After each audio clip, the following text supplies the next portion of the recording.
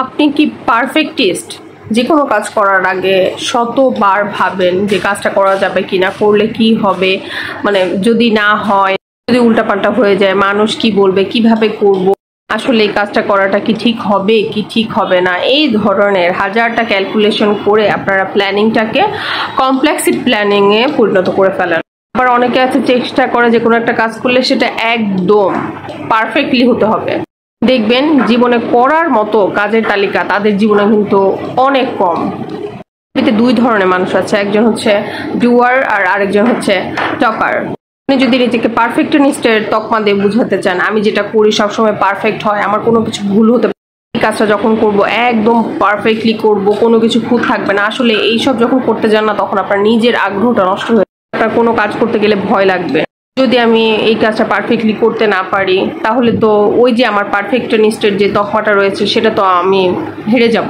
দেখেন, যে কোনো কাজ করার আগে প্ল্যান করা ভালো এবং পারফেক্ট করার চিন্তা ভাবনাটা রাখাও কিন্তু ভালো, কিন্তু আপনি যদি একদম একগুঁয়ে হয়ে যান যে আমাকে পারফেক্টলি করতেই হবে, তখনই বাধা বিপত্তি। দেখবেন এই ধরনের মানুষগুলো ভিতরে ভিতরে অশান্তিতে ভুগে, এদের কনফিডেন্টের অভাব থাকে অনেক। কনফিডেন্টের অভাবে ভোগার কারণে এগুলোর কিন্তু ফলাফল বা আউটপুটগুলো কিন্তু খুব একটা ভালো আসে না। কিছু কিছু মানুষ আছে ঘর থেকে বের হওয়ার সময় বা ঘরে যখন বসেই থাকে, সোফাতে হয়তো রিল্যাক্সে একটু গিয়ে বসছে, সে আশেপাশে যখন দেখতেছে যে এটা পারফেক্ট নাই ওটা পারফেক্ট নাই, সেই কিন্তু তার ব্রেনকে রিল্যাক্সই দিচ্ছে না, মানে তার ব্রেনটাকে সে কোনোভাবে রিল্যাক্স দিতে যাচ্ছে না। আবার যখন কেউ বাইরে যায় দেখবেন তার মেকআপটা ঠিক আছে কিনা বা তার ড্রেস আপ ঠিক আছে কিনা 50 বার নিজেকে দেখতে থাকে, সেগুলো দেখতেই থাকে এবং সে চিন্তা মানে নিখুঁতভাবে তাকে যেতে হবে বা নিখুঁতভাবে তার ঘরটাকে রাখতে হবে। সে মনে করে মানুষ কি বলবে বা দেখতে ভালো লাগবে না, কিন্তু আসলে ঘটে কি জানেন, মানুষ এটা খেয়ালই করে না। আপনি কোথাও যখন মেকআপ নিয়ে যাবেন তখন কিন্তু মানুষ এটা নোটিসই করবে না যে আপনার মেকআপ ফ্ললেস আছে কিনা। শুধু তারা পার্সোনাল জায়গায় করে এটা না, এরা প্রফেশনাল জায়গাতেও করে।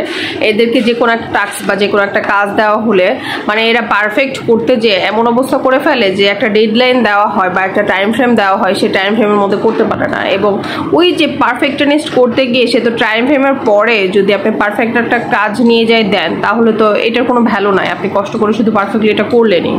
আপনি কোনো একটা কাজ করবেন এই মনস্থির যদি করে থাকেন তাহলে সে কাজটা করে ফেলেন, ছোট বড় মাঝারি যেই হোক, কাজই হোক, মনে আসছে করে ফেলেন। ইমপারফেক্ট হবে, প্রথমে কোনো কিছুই ভালো হবে। ইমপারফেক্ট কাজগুলোই কিন্তু পরবর্তীতে আপনাকে লার্নিং হিসেবে কাজ করবে। পরবর্তীতে যদি আপনি সেই কাজটা আবার করতে চান, আপনি কিন্তু সেম ভুল করবেন না।